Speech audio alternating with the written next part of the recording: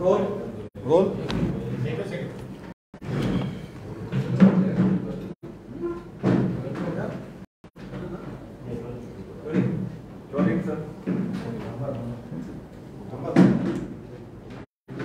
आज माझ्याबरोबर आमचे केशव उपाध्यायजी, नवनाथ बन या ब्रीफिंगसाठी आणि पत्रकार परिषदेसाठी आपल्यासमोर आम्ही आलो आहोत. विशेषतः या पत्रकार परिषदेचा गाभा 2 दिवसीय दिल्लीला जी भारतीय जनता पक्षाची राष्ट्रीय कार्यकारिणीची बैठक आणि पदाधिकारी बैठक झाली, त्या बैठकीतला इतिवृत्त आणि आवश्यक त्या गोष्टींची संपूर्ण माहिती दुसरा गरीब कल्याण या विषयावर माननीय पंतप्रधान ठराव झाला. प्रकाश नड्डाजी यांना जून 2024 पर्यंत मुदतवाढ देऊन त्यांना सन्मानित करण्यात आलं. एकमुखी ठराव संमत झाला आणि त्यातून येणाऱ्या लोकसभेच्या निवडणुका या माननीय नड्डाजींच्या अध्यक्षतेखालीच आता होतील यावर शिक्कामोर्तब झालेली आहे. ज्या 3 राज्यांच्या निवडणुका झाल्या त्यामध्ये माननीय मोदीजींच्या नेतृत्वातील सरकारला पसंती आणि माननीय मोदीजींच्या नेतृत्वाबद्दल जनतेच्या मनातलं आकर्षण पुन्हा स्पष्ट झालं. गुजरातच्या निवडणुका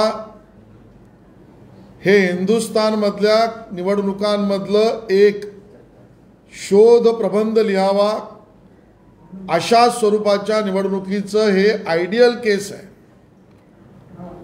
एक सरकार 7 वेळा निवडून येतं, 27 वर्ष सलग निवडून येतंय आणि मग 7व्या टर्मलाही मतदान होतंय, तर जनतेच्या मनात सकारात्मक 53% मतदान हे मोदीजींच्या आणि भाजपच्या बाजूने झालेलं आहे. इतिहासातील हा सगळ्यात मोठा विजय आहे आणि त्याचं सगळं व्हर्टिकल्स जर आपण केलं तर वेगवेगळ्या विषयातली सुद्धा विशेषत्व जाणवतात. जसं आदिवासी आरक्षित 27 जागा गुजरातमध्ये आहेत, त्यातल्या 23 जागा भारतीय जनता पार्टी जिंकली. SC ST आमच्या समाजाला राखीव असलेल्या 13 जागा आहेत, त्यापैकी 11 जागा भारतीय जनता पक्ष जिंकला. आणि अँटी इन्कम्बन्सी हा काही शब्द असतो ना, तो मोदीजींच्या नेतृत्वाला आणि भारतीय जनता पक्षात गुजरात लागलाच नाही. खरं तर प्रो इन्कम्बन्सी अशा स्वरूपाचं मतदान 53% सामान्य जनतेने केलं. हिमाचलमध्ये सुद्धा 1% फरक आहे. खरं तर हिमाचलचं राजकारण आपण बघितलं तर लक्षात येईल, सत्ताधाऱ्यांच्या विरोधात विरोधी पक्षाला एकतर्फा मतदान पडतं आणि मग परत पुढच्या वेळेला विरोधी पक्षाकडून अन्य पक्षाकडे जाताना निवडून येणाऱ्या पक्षाला एकतर्फा मतदान पडतं. पण हिमाचलमध्येही जवळजवळ मतदान झालं. गणिती शास्त्रात हा पराभव आम्ही मान्य केला किंवा झाला.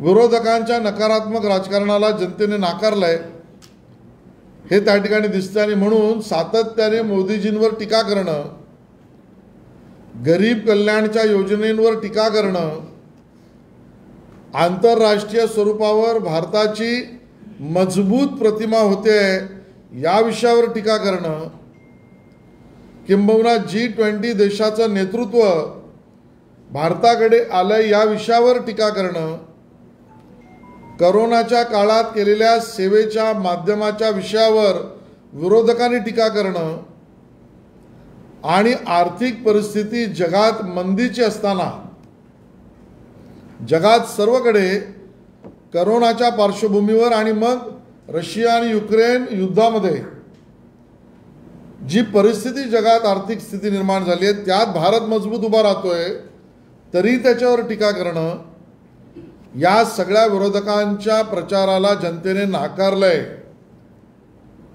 आणि तेच आपल्याला दिसतं, केवळ राजकीय पटलावर जनतेने मतदानातून नाकारलं तर आहेच,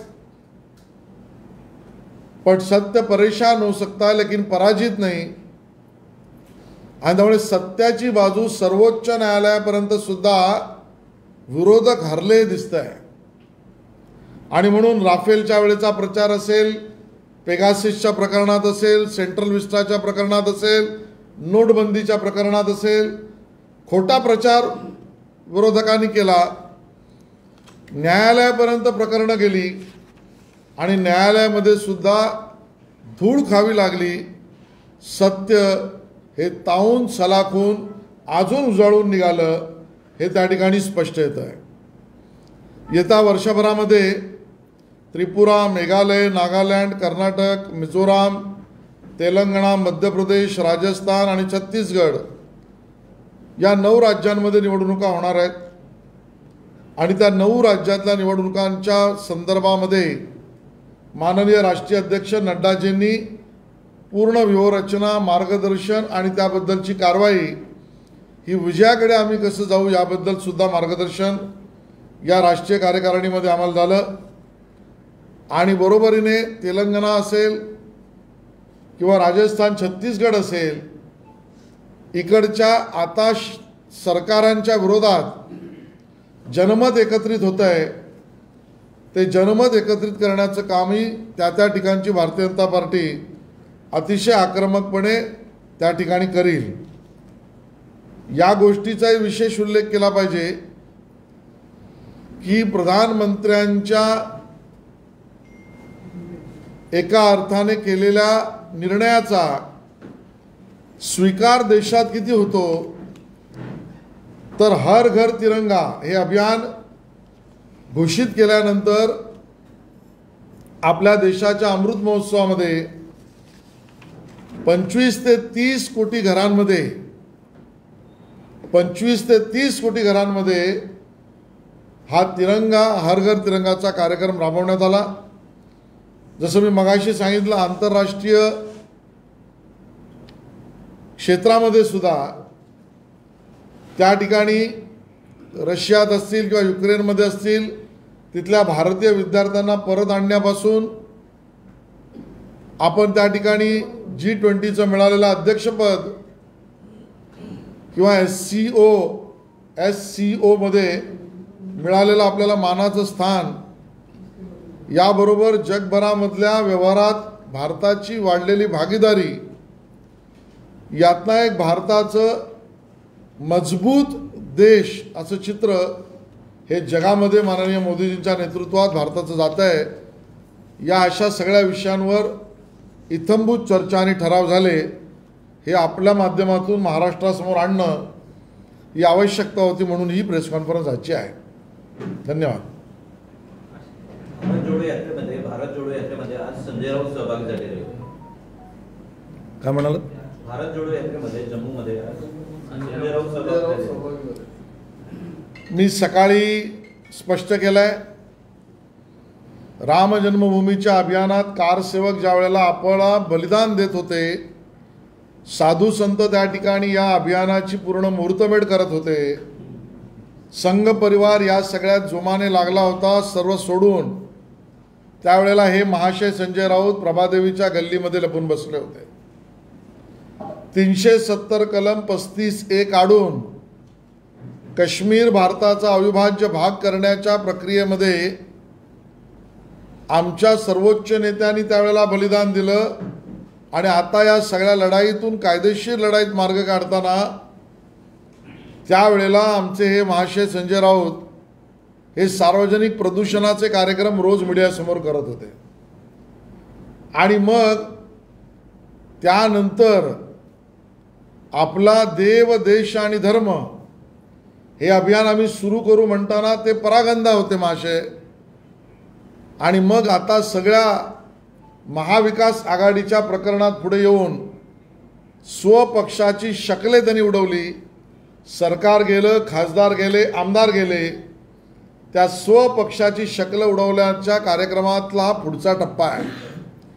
आणि त्यामुळे अशा भल्या कामाला लागलेले संजय राऊत यांनी बिनाडर राहुल गांधीजींबरोबर नक्की चालावं.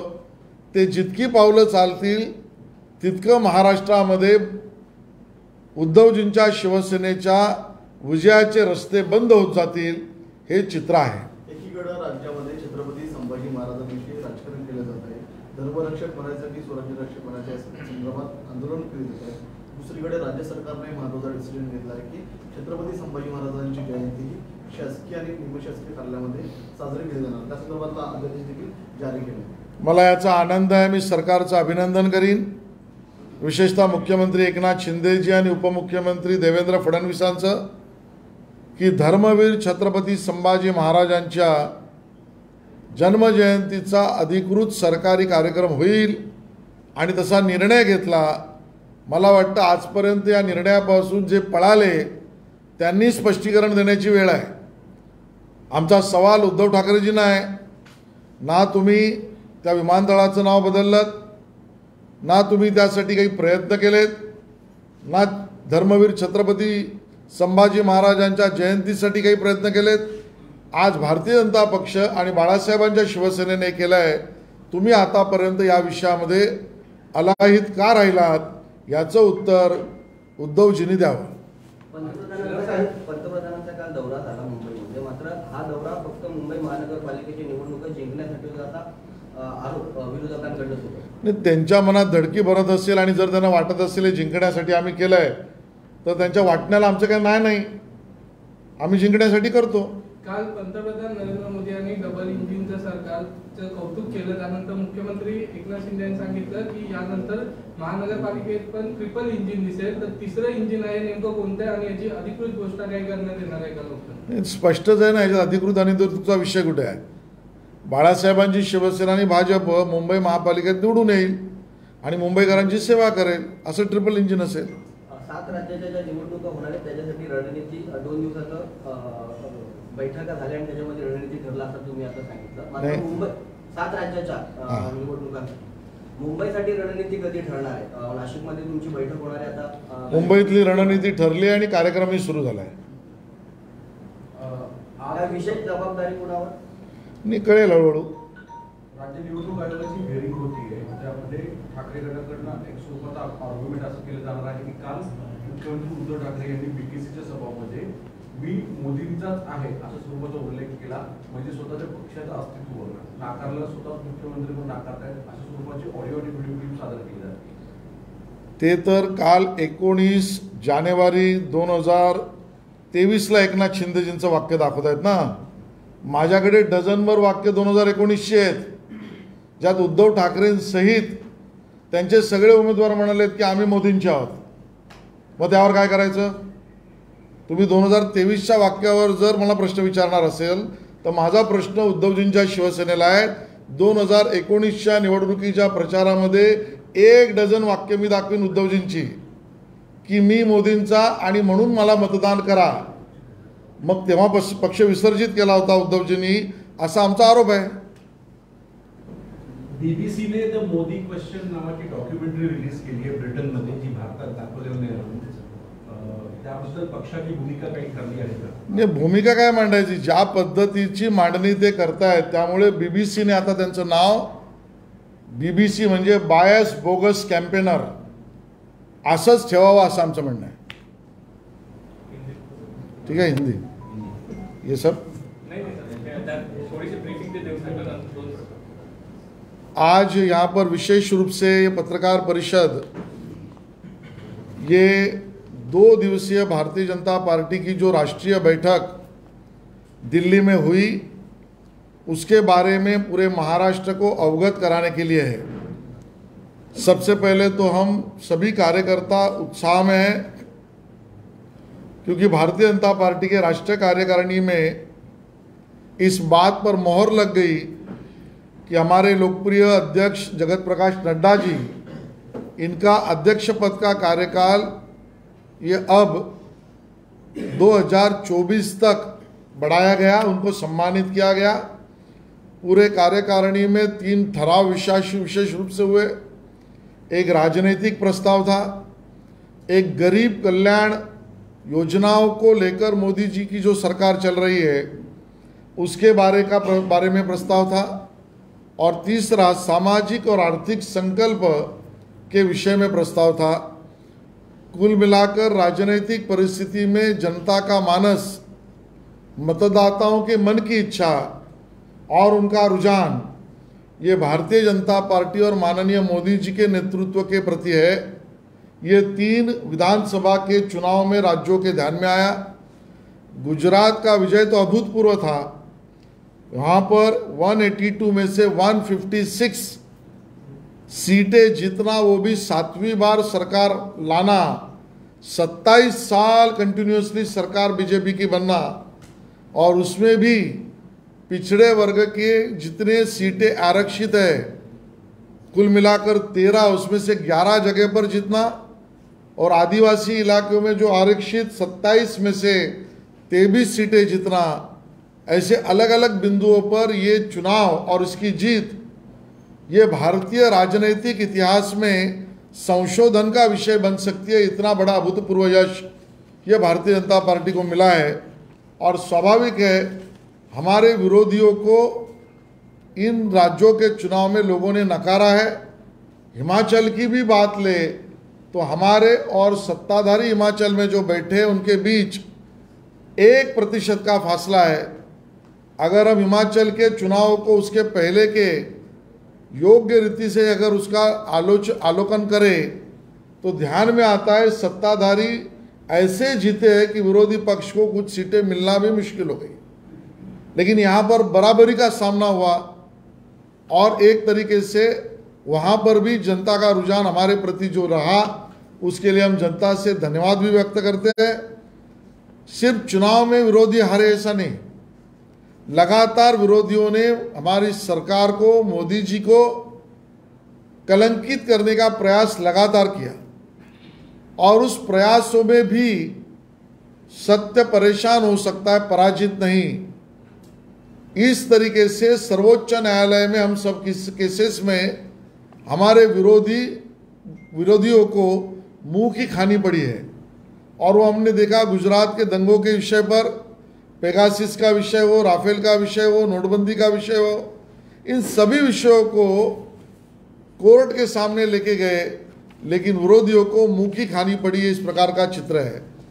आने वाले समय पर त्रिपुरा, मेघालय, नागालैंड, कर्नाटक, मिजोरम, तेलंगाना, मध्य प्रदेश, राजस्थान, छत्तीसगढ़, इन राज्यों के चुनाव है, उसको जीतने और उस पर लिए काम करने की पूरी रणनीति माननीय अध्यक्ष नड्डा जी ने और उस बारे में मार्गदर्शन हम सबको किया। इसका विशेष उल्लेख इस कार्यकारिणी में हुआ है कि माननीय मोदी जी ने भारत के अमृत महोत्सव के निमित्त से हर घर तिरंगा अभियान का ऐलान किया। जन सहभागिता इतनी थी कि 25 से 30 करोड़ घरों तक लोगों ने सहभागिता देकर इस कार्यक्रम को अपनाया। पूरे विश्व के मंडल पर भी देखे तो भारत एक मजबूत देश इस नाते उभर आया है। भले वो G20 की अध्यक्षता हो या रशिया यूक्रेन में हमारे भारतीयों को वहाँ से निकालने का विषय हो या अन्य आर्थिक व्यवस्थाओं के विषय में, माननीय मोदी जी के नेतृत्व में भारत एक मजबूत राष्ट्र इस प्रकार से उभर आया है। इस प्रकार की सभी चर्चाएं और प्रस्ताव इस कार्यकारिणी में मंजूर हुए। संजय राउत भी भारत जोड़ो यात्रा में शामिल हुए। देखिए, संजय राउत जी जब राम जन्मभूमि अभियान के लिए कार सेवक बलिदान दे रहे थे,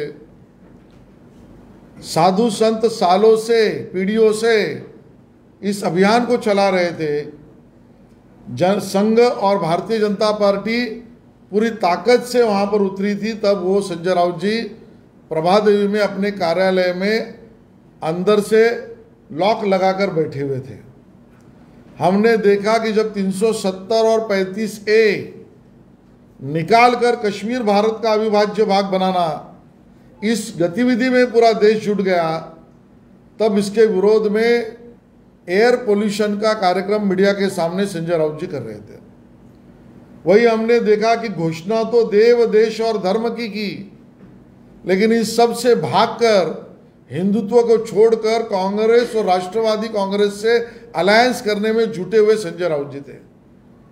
जब से कांग्रेस और राष्ट्रवादी कांग्रेस का दामन उद्धव जी के शिवसेना ने संजय राउत के बोलने पर संभाला, उस दिन से शिवसेना उद्धव जी की कम कम होती जा रही है। अब जब ये नेक कार्य संजय राउत कर रहे हैं तो उसका अगला कदम ये राहुल गांधी जी की बाहों में बाहें डाले घूमने से शिवसेना उद्धव जी की और कमजोर करने के पीछे संजय राउत जी लगे। हमारी उनको शुभकामनाएं हैं। उद्धव जी की शिवसेना ने कांग्रेस को लेकर चिंता जताई है कि कांग्रेस को मतलब जिस तरह से राहुल गांधी की भारत जोड़ो यात्रा में बाकी विपक्षी दल एक साथ नहीं आए, केसीआर, अरविंद केजरीवाल और अखिलेश यादव एक मंच पर आए, तो उनका कहना था कि बीजेपी के खिलाफ एकजुटता दिखानी चाहिए, तो कांग्रेस के खिलाफ ही शक्ति प्रदर्शन किया जा रहा है। कांग्रेस शिवसेना की चिंता को आप कैसे देखते हैं कांग्रेस के बारे में? शिवसेना खुद चिंताग्रस्त है कि हम जाएं तो जाएं कहां, और उस चिंता में ना उनको ध्यान में आ रहा है कभी कांग्रेस दोस्त है, कभी ध्यान में आ रहा है कांग्रेस दोस्त रखने लायक नहीं है। तो इसके लिए शिवसेना उद्धव जी की जो है जाए तो जाए कहां, इस मानसिक रोग से बाहर निकले, फिर दूसरे के बारे में बोले।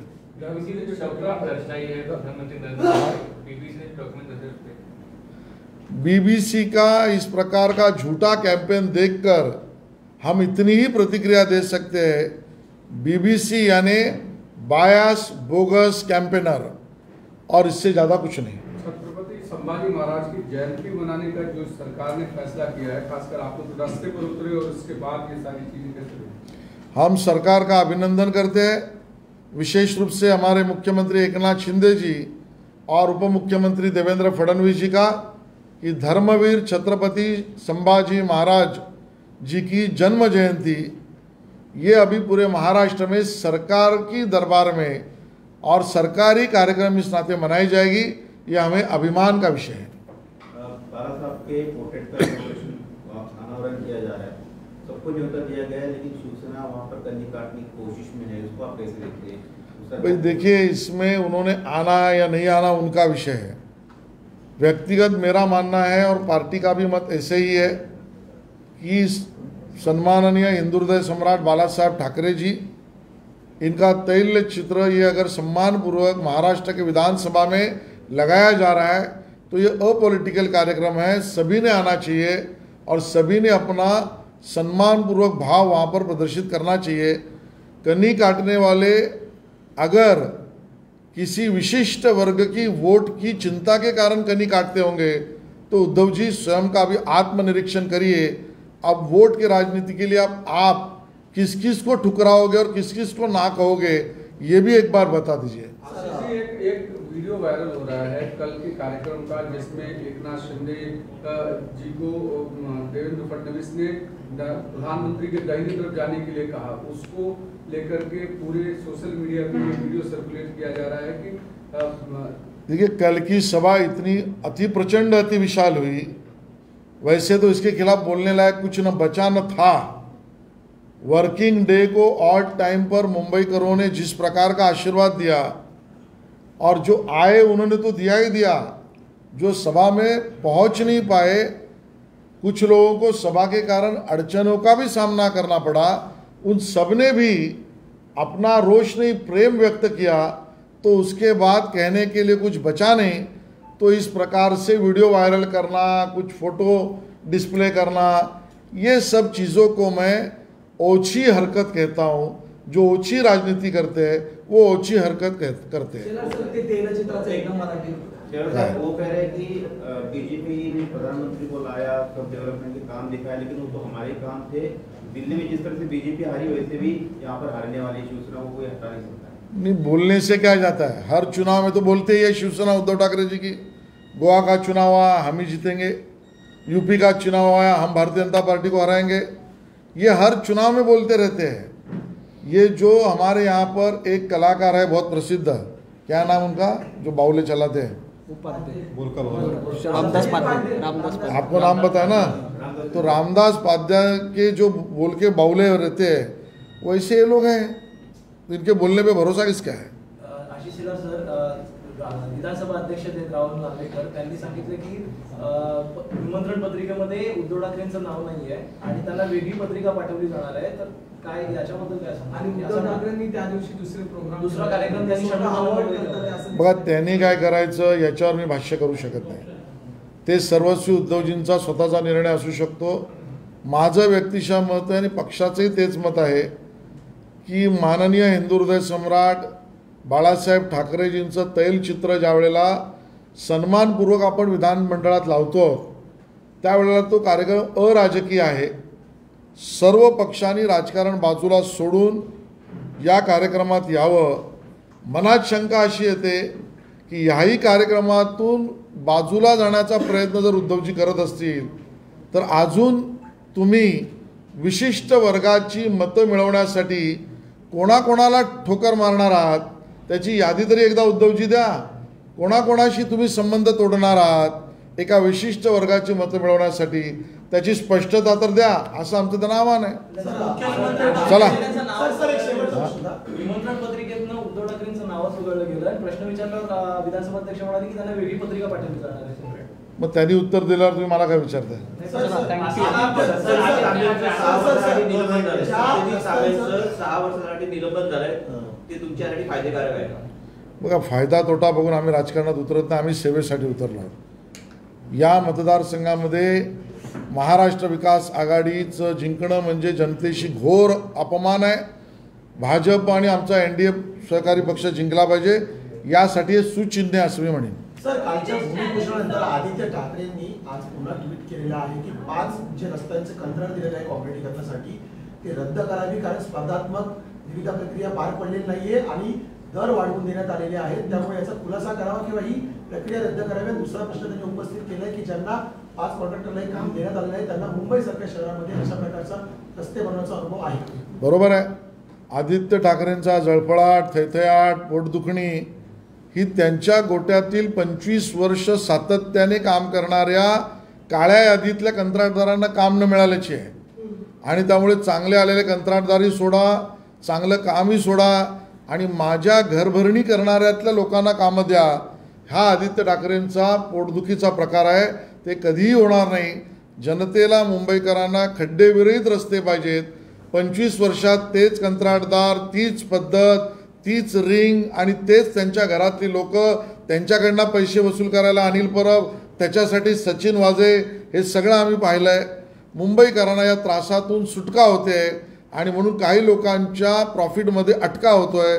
त्यांची जबाबदारी आणि त्यांची वकिली आदित्य ठाकरे करतायत का, आमचा प्रश्न आहे. सांगितलं काय? मग तुम्ही इंग्लिशमध्ये विचारा.